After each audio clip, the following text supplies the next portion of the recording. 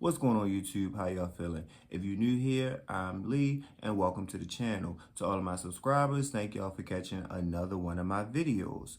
Alright, so how would you feel if you were at the height of your career and you were then accused of killing your two best friends, shooting them both in the head at point blank range? Crazy, right? And not only that, you spend the last 5 years of your life fighting to prove your innocence. That's the YNW Melly case that we're going to get into today. All right. Before we dive too deep into that, I do want to get my housekeeping rules out of the way.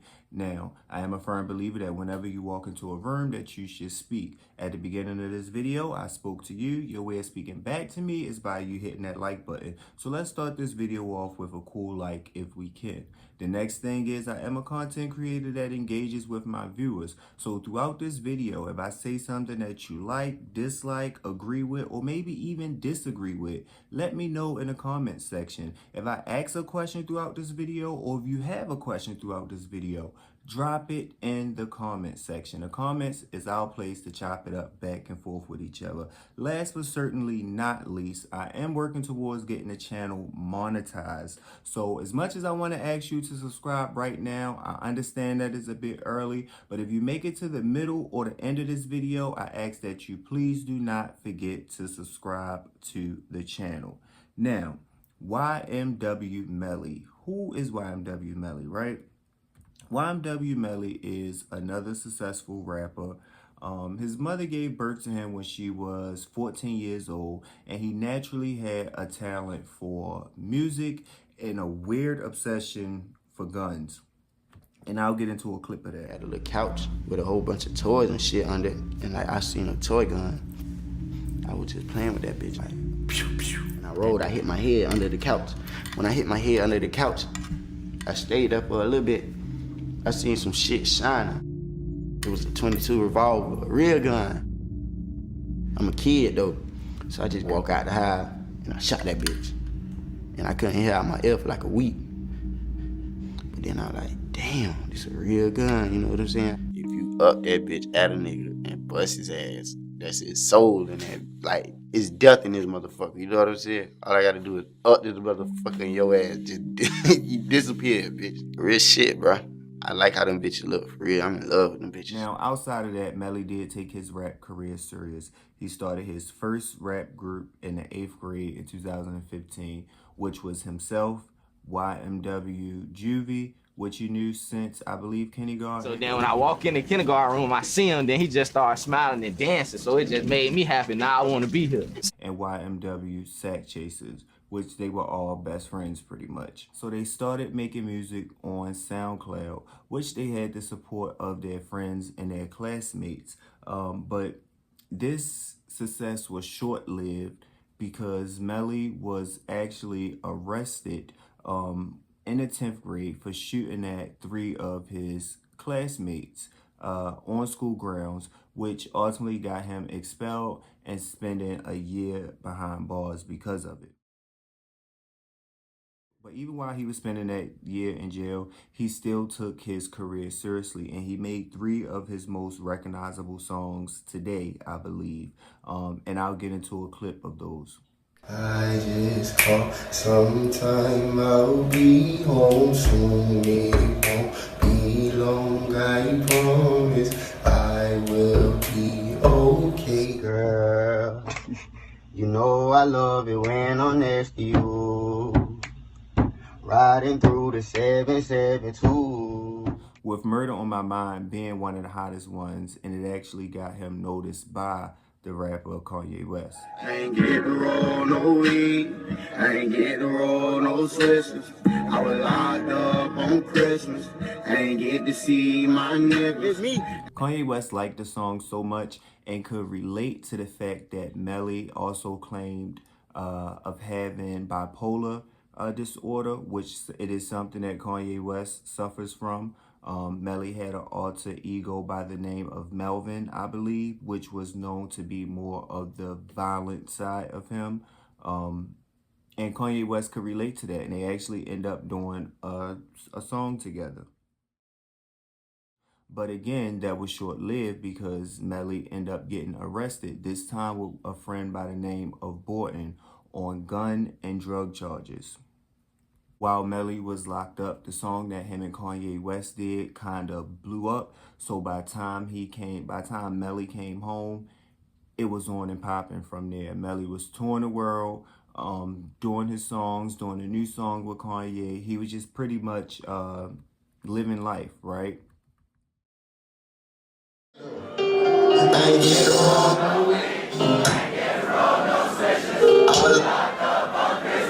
Ain't get to see my niggas, ain't get to hug my mama. Couldn't even give her no kisses, can't even post on my Instagram. Could eat pussy nigga be snitching. Everybody acting suspicious, might probably say that I'm tripping. And like we've heard twice already in this story, again, Melly was arrested for the third time in 2018. But this time it was a little bit different.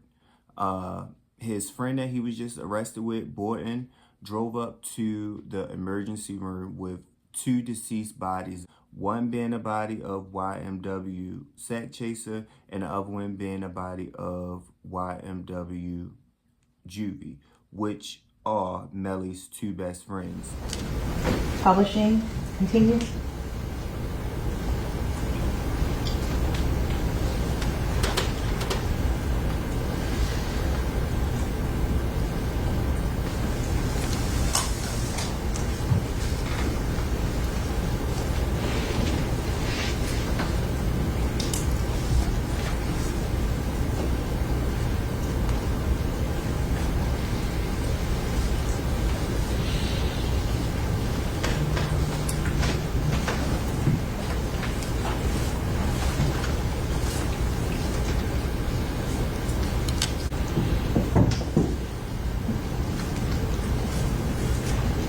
And I see at this point, it looks like some other officers were responding. Yes, ma'am. Are those officers at the Miramar Police Department as well? Yes, ma'am. That's going to be Officer Natasha Torres. And that's going to be Officer Hession.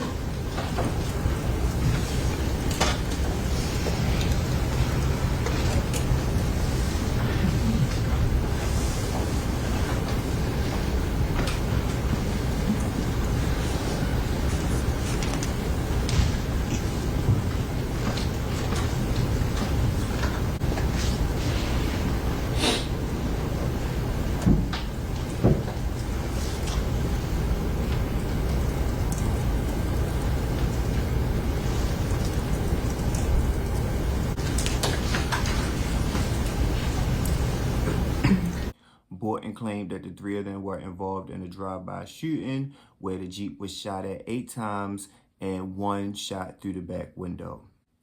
So police canvassed the area, walked 12 blocks, talked to witnesses and people that was there, and everyone said that they didn't hear gunshots, nor did they ever see any type of a drive-by shooting, which was very suspicious to the detectives because this was broad daylight when this happened. Somebody should have seen or heard something. So this led detectives into doing a deeper investigation into the whole story.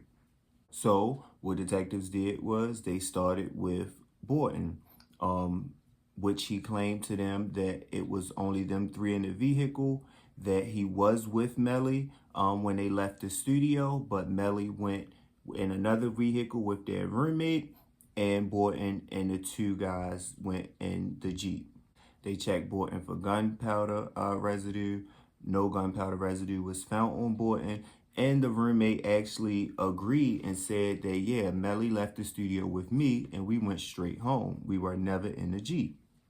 So detectives pretty much got the digging. And the first thing that they did was they pulled the surveillance camera from the recording studio that the guys had just left from. And they seen that Melly actually did get in the Jeep. He actually sat in the driver back side of the vehicle.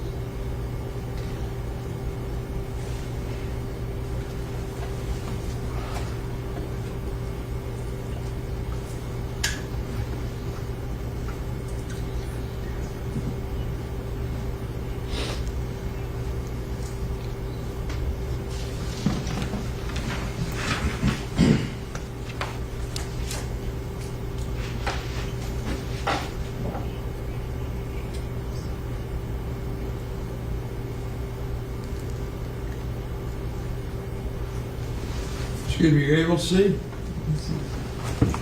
Yes, all right.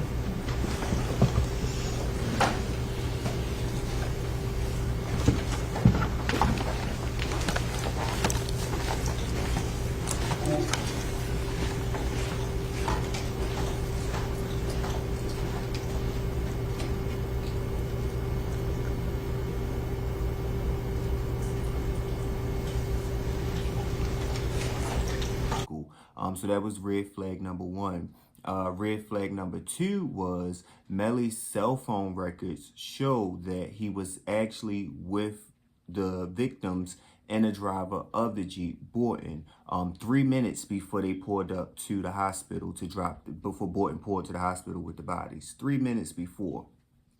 So this roommate changed his story and said, you know what? No, Melly didn't leave with me. I actually picked him up from Fredo Bang's house, which Fredo Bangs is another successful rapper. But as we all know, once you lie to a detective once, that's all of the ammunition that they need to really dig deeper into what's going on. So that's what they actually did. So they rechecked the vehicle, rechecked the crime scenes to see if it was anything that they missed, which in fact, it was a lot that they missed. Searched the vehicle over, which they found a .40 caliber shell casing in the vehicle inside of a white plastic bag. Red flag number one. Red flag number two was the bullet trajectories. They actually had a professional come out and chase the trajectory of the bullets, and it was concluded that the shots that went into the vehicle were not from a vehicle passing by. It was more so from a person standing at one single spot with a gun that was shoulder level that fired into the vehicle. Red flag number two. The next thing that was alarming, which kind of was like a crazy, it was crazy for me once it hit the news, was that the bullet wounds in the victims. The detectives pretty much concluded, based on the bullet trajectory, that the shooter was within 3 inches, or the gun was within 3 inches of the victim's head. And that they also came from the back driver's side of the vehicle, which didn't add up to the story that Melly and Borton had told. They said that a car pulled up on the right of them and shot into the car, which means the bullet wound should have came from the right side and exited the left side. But these victims had wounds that came in from the left side and exited through the right side. So that was just like a sticky situation for me. That's what kind of like. But anyway, let's keep at the story. Let's keep at the story. So, so they find a shell casing in the car. They see that the shooter was actually sitting in the back passenger side. The back driver's side, I'm sorry. That the whoever shot the car up was at a standstill. They were just standing there. The gun was shoulder level. It wasn't from a car that was passing by. That the car was not in motion when the shots was received to the car. And they actually they brought the K9s out, and they found 8 shell casings in a close, a secluded area that was close by to where they claimed the shooting happened. They found 8 shell casings, and they found 2 different types of glass in this secluded area, which was the 8 shell casings that they fired into the vehicle to make it seem like the drive-by. The 2 different types of glasses was those side glasses, the side glass, and then a back glass. So that gives the murder scene. So they lied about the murder scene, where it happened at. They lied who they was with when it happened. It was just a lot of things that just wasn't adding up for the detectives, right? So at that point, a search warrant was issued for Melly. And he was charged with the double homicide of his 2 friends. Now, this case happened 5 years ago. Melly is still behind bars.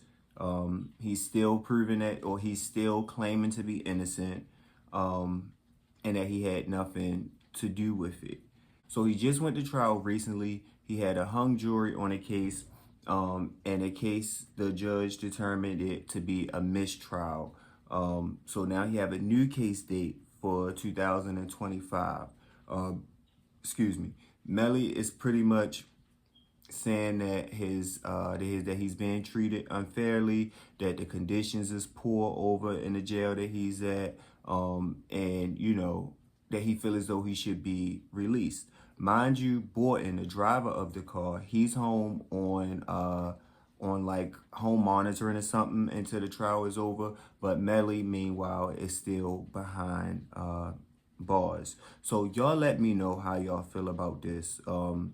If you think that he might be innocent, if you think he might be guilty, if you think he should be released, if you think they should still hold him, like, let me know how y'all feel about this story. Now, I will be going live 2 days after I post this video so that we can have more of an interactive dialogue about the case, because it is an older case and a lot of people do know about it. But for the meantime, drop y'all comments and let me know how y'all feel about it, what y'all think about it, and make sure that you like, subscribe, and join me for the live video 2 days from now, which I'll post it on my community wall in advance to give anybody the heads up that want to join the live so we could chop it up and conversate about it.